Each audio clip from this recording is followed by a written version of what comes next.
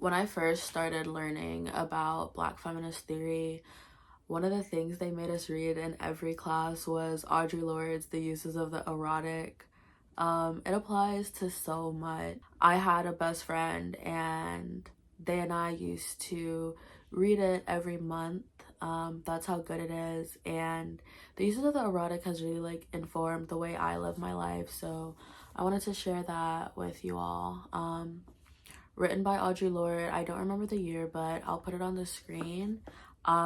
She opens saying, "There are many uses of power, used and unused, acknowledged or otherwise. The erotic is a resource within each of us that lies in a deeply female and spiritual plane, firmly rooted in the power of our expressed or unrecognized feeling." And so what that means is Audre Lorde defines the erotic as a sort of consciousness and a really, really deep feeling. Why is the feeling deep? The feeling is deep because as women, we have come to distrust the power which rises from our deepest and non-rational knowledge. We have been warned against it all our lives by the male world. I think it's interesting that she doesn't say by men, but instead chooses to say by the male world. I think that by not using men in this instance, she's able to point out how the structure of the patriarchy is larger than men, because people of marginalized genders have been indoctrinated into the patriarchy. Yep. She then goes on to say the erotic has often been misnamed by men and used against women. It has been made into the confused, the trivial, the psychotic, and the plasticized sensation. When I was reading it just now, I thought that she said vilified or villainized, but she didn't. But that is one of the words that really comes to mind. And villainized and vilify are verbs, right? So they take that action and imbue something with meaning that it may not have initially had. And that's how something that could be neutral becomes negative because it is vilified. I also want to mention I'm reading it from Mouths of Rain and Anthology of Black Lesbian Text. An anthology of Black lesbian thought, edited by Briona Simone Jones. And The Uses of the Erotic is reprinted in this. Why is it reprinted in this, right? Okay. Another thing that I'm noticing in this sentence is the confused, the trivial, the psychotic, the plasticized sensation. And so it's important to think of why are these things negative? What has made these things negative, right? What has made being confused negative? What if someone's confused? They're confused. What if someone's confused, you know? And why is confusion a bad thing, and why has confusion been weaponized against women? Have women really been confused? The trivial, the psychotic, the plasticized sensation. Just because something is trivial does not mean that it does not matter. Why, in 2024, we can obviously see how being psychotic has not just been weaponized against women, it's also weaponized against disabled people. It's weaponized against mentally ill people. All of these things which exist normally are now turned into something negative because of that action, right? Because it's been vilified. So Audre Lorde claims that we live in a world that suppresses true feeling, which is why the erotic exists as consciousness. She says the erotic is a measure between the beginnings of our sense of self and the chaos of our strongest feelings, right? And so the phrase the chaos of our strongest feeling, right? So chaos is, I guess, the opposite of things being structured and they're organized, and feelings are always opposed with facts, right? And so white supremacy forces us into this binary where it's we can consider one or we can consider the other, right? But that doesn't have to be the case. We can consider both, right? And that's why the erotic is such an important part, is because the erotic allows people to engage with their strongest feelings and acknowledge it and say, hey, this is here. Why is this here? What has led me to this place? And so the erotic isn't an endpoint. It's a way of being. And so Audre Lorde says it's never easy to demand the most from ourselves, from our lives, from our work. To encourage excellence is to go beyond the encouraged mediocrity of our society, is to encourage excellence, right? Audre Lorde is not necessarily talking about Black excellence as we know it today in 2024, but she's talking about excellence in a way that describes what we really want. And she goes on to say what feels right to me, right? And so when you get in touch with the erotic, you begin to feel your yeses and your nos. You can say, this feels right to me, this feels wrong to me. And I feel like the erotic is also a muscle, so you have to train it. And the more you train it, the more you are able to trust yourself and trust your intuition. And as I say intuition, I'm like, oh, woo-woo spiritualist, right? Audre Lorde, in the uses of the erotic, talks about the spiritual. Audre Lorde says, it has become fashionable to separate the spiritual, open parentheses, psychic and emotional, close parentheses, from the political, to see them as contradictory or antithetical. What do you mean a poetic revolutionary or a meditating gun runner? Right? And so Audre Lorde asked the question, why can we not have both? Right? And asking the question in a capitalist society that has taught us to continually deny ourselves, it's bold. Why can we not engage the spiritual and the political? And the reason that we can't engage the political and the spiritual is it's just a major question of, if people engage the spiritual, if people engage what they are actually feeling, then they have to live their life in terms of excellence, which again, to encourage excellence is to go beyond the encouraged mediocrity of our society, is to encourage excellence, right? And so I feel like maybe not the most feminist way, but one of the ways I see this is women in relationships with men that they don't really like. There's numerous reasons that people are in relationships with people that they don't really like. Historically, there's finances. Women weren't allowed to open their own credit card accounts or bank accounts in the United States until a couple decades ago. So you would need a man to rely on in order to get certain things, right? People realize that they deserve better, they start asking for better. And when people ask for better, they eventually must be obliged. And that just that makes the world topsy-turvy, because if women in a heterosexual society, right, if women are asking for better and eventually they must be obliged for better, that means men are going to have to start getting better, and they're not going to be able to pacify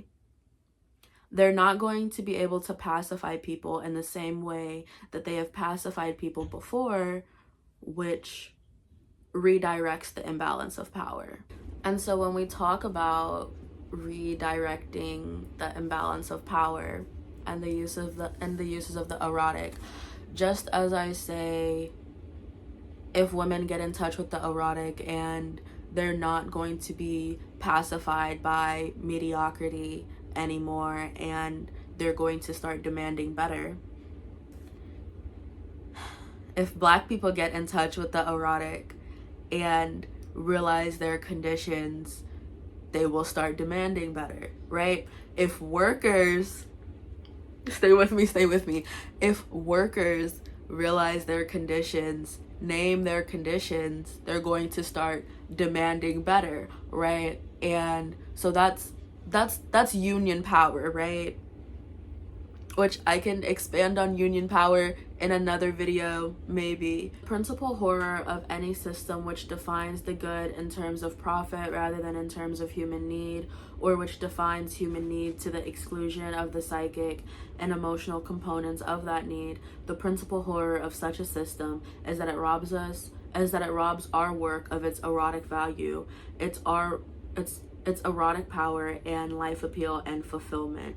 And so what does it mean for your work to be robbed of its erotic value? What immediately comes to mind for me is the debate versus humanities and science, and humanities and STEM, right? We want to be able to say my work gives me profit more than we want to be able to say my work gives me feeling, because in a capitalist society, our work needs to give us profit because that is what capitalism has had us carve out the most time for, right? So in the time that we're working, we're told that we cannot focus on feeling because we have to focus on profit. And maybe that's why people's parents tell them to go into a certain major, because they'll make money. My parents told me to go into a certain major so it would make money. I chose a major that gave me feeling, right? And like these are all decisions. You could even begin to think of, why can't the things that give us feeling give us profit as well? Do we want the things that give us feeling to give us profit? You know? And the myth that the things that give us feeling can't give us profit is also a lie. So that's there too. Audre Lorde is a feminist. One of many labels, one of many definitions she uses to define herself. So she spends a lot of time talking about women. When I speak of the erotic, I then speak of it as an assertion of the life force of women, of that creative energy empowered, the knowledge and use of which we are now reclaiming in our language, our history, our dancing, our loving, our work, our lives. I don't feel like the uses of the erotic just has to be for women specifically. Yeah, it can be. Women can have it, and women do have it. And Audre Lorde was a woman who it's not, I don't think it needs to be exclusive in that manner, but I believe that Audre Lorde chose to make it exclusive in that manner because one of her definitions is feminist, and wanted to talk specifically about a patriarchal society and how power is structured in a patriarchal society that tells women X, Y, and Z, so they have to do A, B, C. Audre Lorde also, she talks about how the erotic is implemented in her life, right? And she says, the sharing of joy, whether physical, emotional, psychic, or intellectual, forms a bridge between the sharers, which can be the basis for understanding much of what is not shared between them and lessens the thread of their difference. Right? And so Audre Lorde talks about finding common ground and how when you're able to have joy, which she describes in the next paragraph, don't worry. When you're able to have joy, you're able to find out what is different about this other person, what brings them joy, what brings me joy, what brings us joy, what brings neither of us joy, right? And so engaging joy with someone allows you to have that connection, to find common ground, right? And like think of the things that common ground could be used for, so you find that common ground, and it also makes you feel safer because there is less fear of the unknown. Audre Lorde also talks about engaging the erotic is also accepting the capacity that you have for joy, right? And so in a society that vilifies the erotic, that vilifies feeling, we're told that if we feel something very, very strongly, we need to deny it, right? We're told we need to deny it sometimes by our parents who tell you not to cry, by teachers who tell you not to be loud, by random people who try to police the way that you interact with the outside world, right? Those are all ways that we're taught to deny our feelings. So if we're feeling like something big, we want to deny it even more, right? And say it's wrong that I'm feeling this instead of I'm feeling this. And so Audre Lorde states that by engaging how much you can hold, you're able to hold more and do that action of holding it. Audre Lorde also has really great work on anger, the uses of anger, I think is what it's called. I will be talking about that, trust. Audre Lorde says that self-connection shared is a measure of the joy which I know myself to be capable of feeling, a reminder of my capacity for feeling. And it is important to engage your capacity for feeling because that is what keeps you in touch with what you want, right? So you're able to engage your capacity for feeling and say, no, this is wrong. I won't put up with this, right? And that spreads to every aspect of our life. And systems of oppression base themselves on like indoctrination and convincing us that things that are absurd are actually okay, right? Conditions that are unacceptable are actually acceptable, right? And in order to do that, they need us to disengage the erotic and they need us to disengage our feeling and be desensitized to our reality. Audre Lorde says, and that deep, irreplaceable knowledge of my capacity for joy comes to demand from all my life that it be lived within the knowledge that such satisfaction is possible, and it does not have to be called marriage, nor God, nor an afterlife. And so Audre Lorde says that you can be satisfied right now. You don't have to be married to be satisfied. You don't have to be religious to be satisfied. And you don't have to wait till you die to go to heaven and be satisfied. You can be satisfied right now. And the path to that satisfaction is engaging with the feelings that you were taught not to feel. The feelings that you taught were negative, were all of these words that could have been just normal words, but were imbued with negative connotations, right? The erotic is basically what you could have, and the erotic can be a wish list, and you can check out. You can put in your card information and check out. Like, you can. Speed round, I guess. We have been raised to fear the yes within ourselves, our deepest craving. When we live outside ourselves, and by that I mean on external directives only rather than from our internal knowledge and needs, when we live away from those erotic guides within ourselves, then our lives are limited by external and alien forces, and we conform to the needs of a structure that is not based on human need, let alone in individuals, right? That's accepting mediocrity that we talked about earlier, because we are taught that we should not live a life of excellence.